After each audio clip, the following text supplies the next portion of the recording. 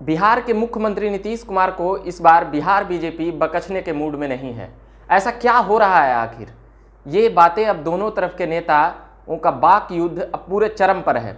हम बताएंगे इन सभी बातों के साथ चिराग पासवान मिनिस्टर बनेंगे तो क्या होगा बिहार में, और उनको मिनिस्टर बनने दिया जाएगा कि नहीं। भारत में केंद्रीय सरकार के मंत्रालय की विस्तार की बातें चल रही है, कोरोना महामारी के कारण उस पर अभी विराम लगा हुआ है।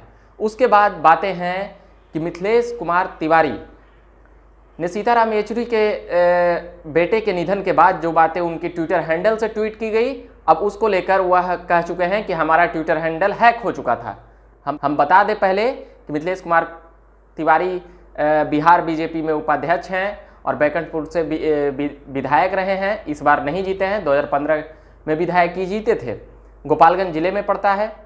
मिथिलेश कुमार तिवारी के ट्वीट में यह साफ, वो स्क्रीनशॉट कई जगहों पर अभी चल रहा है, उसमें साफ लिखा हुआ था कि चीन के समर्थक सीपीएम नेता सीताराम येचुरी के बेटे का चाइनीज बीमारी के कारण निधन हो गया है। इस बात पर कई नेताओं ने आपत्ति जताई है। कई अलग अलग पार्टी, अलग अलग दल, अलग अलग न्यूज चैनल चलाने वाले लोगों ने मिथिलेश कुमार तिवारी की बातों को एक प्रकार से कह सकते हैं कि उन बातों को काफ़ी आलोचनाओं का सामना करना पड़ा है, और बीजेपी में भी इन बातों को लेकर आलोचनाओं का सामना करना पड़ा है। सीताराम येचुरी के बेटे का निधन हो चुका है, 35 साल के थे। कोई भी नेता जब किसी पर जब आरोप लगाते हैं तो उन्हें यह नहीं पता चलता, वह दलगत भावना में ही खुद को बांधे रहना चाहते हैं। यह कहीं ना कहीं एक प्रकार से कई नेताओं में कमी है। यह ट्वीट वायरल हो रहा है, इसलिए मिथिलेश तिवारी का नाम अभी चर्चाओं में है। मगर ऐसा कई बार होता है और ऐसा हर बार होता है कि कई अलग अलग पार्टियों के अलग अलग नेता दुख की घड़ी में या खुशी के माहौल में ये कई राजनीतिक टोका टिप्पणी बातें भूल जाते हैं, मगर कई नेता उससे बाहर नहीं निकल पाते हैं। उसी की वानगी है यह ट्वीट, जिसमें यह कहा गया कि चीनी समर्थक सीताराम येचुरी, यानी चीन देश का समर्थन करते थे सीताराम येचुरी, और उनके बेटे का चाइनीज बीमारी के कारण निधन हो गया। इन बातों में कितनी सच्चाई है और कितने दावे हैं कि वो चीन का समर्थक थे या नहीं। सीपीएम कम्युनिस्ट पार्टी के नेता सीताराम येचुरी इस देश भर में जाने जाते हैं। प्रधानमंत्री ने भी निधन पर दुख जताया। देश के तमाम कई हस्तियों, कई नेताओं, कई मुख्यमंत्रियों ने सीताराम येचुरी के बेटे के निधन के बाद दुख जताया। मगर इस तरह के ट्वीट जब आए तो न केवल राजनीतिक गलियारों में बल्कि आम जनजीवन में भी ये बातें तेज हो गई कि मिथिलेश कुमार तिवारी ने आखिर कौन सी बातें कह दी और कौन सी क्या कह दी। अभी सोशल साइटों पर खूब चल रहा था। इन बातों को न समाज मान्यता दे सकता है, न कोई पार्टी पॉलिटिक्स, और ना ही कोई उस स्तर के नेता जो उस स्तर से सोचते हों, दलगत भावना से ऊपर उठकर इन सभी चीज़ों पर सोचने का विषय है। हमारी पार्टी, हमारी विचारधारा अलग हो सकती है, मगर हम मानवता के नाते और मनुष्यता के नाते सबसे पहले हम एक हैं। उसके बाद हमारा बयान, हमारी बातें, हमारी पार्टी और भी बहुत कुछ आता है। अब बातें कर रहा हूँ बिहार की राजनीति पर। अभी भी मैं बिहार की एक विधायक की ही बातें सुना रहा था। मिथिलेश कुमार तिवारी बिहार बीजेपी के प्रदेश उपाध्यक्ष हैं। अब बातें उठ रही है नीतीश कुमार के मुख्यमंत्री रहने और न रहने पर। इस पर एक बातें और हो रही है कि नीतीश कुमार का जो कोरोना में जो लॉकडाउन लगाए थे, नाइट कर्फ्यू, उसके बाद ही बातें बढ़ी। बीजेपी के प्रदेश अध्यक्ष संजय जायसवाल ने कई बातें कही थी, उसके बाद उपेंद्र कुशवाहा ने कह दी। अब आम कार्यकर्ताओं तक ये बातें जा चुकी है कि नीतीश कुमार को जितनी कम सीटें आने के बाद भी मुख्यमंत्री बीजेपी ने बनाया, शायद कोई नहीं बनाएगा। अब ये प्रदेश के कई कमेटी के नेता कह रहे हैं। कई पहले लड़ाई थी प्रदेश अध्यक्ष को, जिस प्रकार से उपेंद्र कुशवाहा जो जदयू में अभी आए हैं, वो जिस प्रकार से कहे थे कि ये टीवी और अखबारों के चेहरा दिखाने वाले नेता हैं, ऐसा बातें ट्वीट हुई थी, ऐसी बातें कही गई थी। उसके बाद फिर और भी बीजेपी के नेता उग्र होते हैं और सम्राट चौधरी उपेंद्र कुशवाहा को नए मुसलमान कह देते हैं कि नए मुसलमान ज़्यादा प्याज खाता है, यानी ज़्यादा कुछ कहेंगे। अब बातें यह है कि अब नीतीश कुमार को भी यह आभास होता होगा कि हमारी सीटें कम है, इसीलिए कई नेता वहाँ से यहाँ पर क्या क्या बातें कह रहे हैं। उसके बाद ललन सिंह जो ललन सिंह और आरसीपी सिंह, दो नेता ऐसे थे जिनका लोकसभा के वक्त 2019 में बात चली थी कि ये नेता मंत्री बनने वाले हैं, मगर मंत्री नहीं बनते हैं। अभी 2 साल बीत चुका है मंत्रिमंडल विस्तार में, अब तक इन लोगों का नाम नहीं आया है। ऐसी उम्मीद है कि अगली मंत्रिमंडल विस्तार होगी तो इन दोनों का नाम होगा और साथ ही चिराग पासवान का नाम होगा। तो ललन सिंह ने क्या बयान दिया था? ललन सिंह ने कहा था कि ये फोटो अखबार पे फोटो छपने वाले ये नेता हैं, यानी कि जो नीतीश कुमार को बीजेपी के नेता यानी प्रदेश अध्यक्ष, जो एक प्रकार से कह सकते हैं कि वो सुझाव भी उनके तरफ से कहा गया कि यह सुझाव है, मगर जदयू ने कहा कि यह एक प्रकार से इसे उस प्रकार से लिया गया कि जिस प्रकार से कहा गया कि ये बातें मुख्यमंत्री नीतीश कुमार की आलोचना कर रहे हैं। अब बातें आ रही है कि बिहार बीजेपी के नेता और जदयू के नेता, शीर्षस्थ नेता में एक द्वंद्व चल रहा है।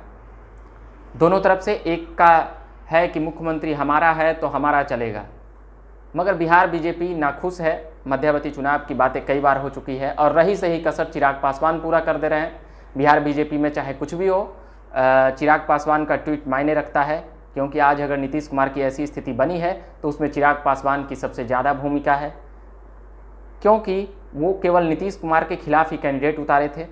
लगभग आधा दर्जन सीटों पर बीजेपी के लिए भी कैंडिडेट उतारे थे, मगर नीतीश कुमार को वह सीधे सीधे टारगेट कर रहे थे। बिहार फर्स्ट और बिहारी फर्स्ट के नाम से चिराग पासवान आज भी वो राग अलापते रहते हैं और आज भी ट्वीट के जरिए या फिर जब बिहार आते हैं या बिहार में जब वो प्रेस कॉन्फ्रेंस या मीडिया जब भी पूछती है तो वह सीधे तौर पर आज भी नीतीश को निशाना लगा रहे हैं और खुलेआम नरेंद्र मोदी के समर्थन में उतर आ रहे हैं। वह कह रहे हैं कि बीजेपी और जदयू तो सौतेला भाई है, असली भाई हम ही हैं। इन बातों में कितनी सच्चाई है और इन बातों को समय के ही लिहाज से किस हिसाब से लिया जाए और किस प्रकार से लिया जाए, क्योंकि चिराग पासवान को भी कई बीजेपी जो कार्यकर्ता हैं, जो वर्कर हैं, उन लोगों से सीधे समर्थन प्राप्त है। ऐसा कहा जाता है कि ऊपर के लोग यानी कि बीजेपी के शीर्षस्थ नेता चिराग पासवान से अंदर से मिले हुए हैं और विधानसभा के वक्त भी यह आरोप लगा जदयू की तरफ से कि चिराग पासवान का मिलना है उधर से, तभी उन्हें गठबंधन से बाहर जाना पड़ा और सीट को लेकर जो 25 और 30 सीटों की जो बात चल रही थी और 40 सीटों का डिमांड था, उन सभी बातों पर मतभेद होता है और चिराग पासवान सीधे तौर पर नीतीश कुमार को चैलेंज करते हुए नजर आते हैं। नीतीश कुमार के कई क्रियाकलाप और कार्यों को, किए गए काम को बिहार में सीधे, चाहे वह अभ्यर्थियों का मुद्दा हो या फिर महंगाई का मुद्दा हो या फिर भ्रष्टाचार का मुद्दा हो, जो सड़क या फिर जो ठेकेदारी में जो चल रहा है, उसके खिलाफ नीतीश कुमार के खिलाफ खूब आग उगलते हैं विधानसभा में। वह आज भी उगल रहे हैं। उनके कार्यकर्ता और नेता से एलजेपी के से जब बात करेंगे तो कई पार्टी और कई नेता टूट गए हैं, कई जदयू में चले गए हैं और कई बीजेपी में चले गए हैं, मगर फिर भी चिराग पासवान वो झुकने का नाम नहीं ले रहे हैं। उनका साफ कहना है कि नीतीश कुमार से अब बिहार नहीं चलेगा, या फिर नीतीश कुमार के कार्य का मैं समर्थन नहीं करता हूँ, आलोचना करता हूँ। उनके किया गया जो भ्रष्टाचार हो रहा है, अभ्यर्थियों का लेट हो रहा है और भी बहुत सारे काम जुड़ाते हैं जब वो बातें करते हैं। तो अब सीधे सीधे बीजेपी और जदयू में के नेताओं की जो भीषण, एक प्रकार से कह सकते हैं, कोरोना महामारी अभी बीच में है, मगर फिर भी अंदर खाने से ये बातें पूरी है कि दोनों तरफ से वाक युद्ध का अभी चरम पर है। दोनों में से कोई बर्दाश्त करने के लिए तैयार नहीं है, चाहे वह बीजेपी के नेता हों या फिर जदयू के नेता हों। मगर अभी मोदी और शाह और नड्डा की जोड़ी बंगाल चुनाव में फंसी हुई है। बंगाल चुनाव में 6 चरण अब पूरा हो चुका है वहाँ, उसके बाद भी फिर बंगाल चुनाव में अभी उधर हैं। तो सेंट्रल जो नेता यहाँ पर भाषण देते थे, चाहे वो अमित शाह हों या नरेंद्र मोदी हों, वह नीतीश कुमार को ही चेहरा माने थे। इसी बात की रट जदयू के कार्यकर्ता भी लगाते रहते हैं कि चुनाव के पहले नेता स्पष्ट था, चेहरा नीतीश कुमार थे। मगर नीतीश कुमार भी यह जानते हैं कि बहुमत हमारे पास नहीं है और 43 विधायक थे और एक विधायक निर्दलीय के आ जाने से और भी इधर उधर से जुगाड़ कर लेने से 44 और 44 प्लस विधायक जुगाड़ कर लेने से 122 का आंकड़ा वह नहीं पूरा कर सकते हैं। यह वह दौर नहीं है जो 2010 में 117 सीटें लाई थी बीजेपी के साथ चुनाव लड़के जदयू। अब समय बदल चुका है। 117 सीटें नहीं है कि 2013 में 117 विधायक का जुगाड़ कर लिए थे नीतीश कुमार और अपनी मुख्यमंत्री का गद्दी बचाए लिए थे। बाद में आरजेडी से समर्थन मिलता है और आरजेडी के साथ मिलकर सरकार भी बनाई जाती है, मगर इस बार वैसा कुछ नहीं है। इस बार आरजेडी भी मूड में है, वह मुख्यमंत्री से कम में तेजस्वी यादव कुछ भी नहीं मांग करेंगे। और जिस प्रकार से उन्हें विपक्षी नेता के बाद जिस प्रकार से वो कांग्रेस और वामपंथी पार्टियों से के अपेक्षा बेहतर परफॉर्मेंस किए थे, कांग्रेस की ज़्यादा सीटें मिली थी पर वह उतनी सीटें नहीं ले पाई। अगर वह सीटें आती तो शायद तेजस्वी यादव नीतीश कुमार की जगह पर मुख्यमंत्री होते। तो इन तमाम बातों को मुख्यमंत्री नीतीश कुमार भी समझ रहे हैं और इन तमाम मुद्दों के साथ अभी हम बात कर रहे थे झकास भारत पर।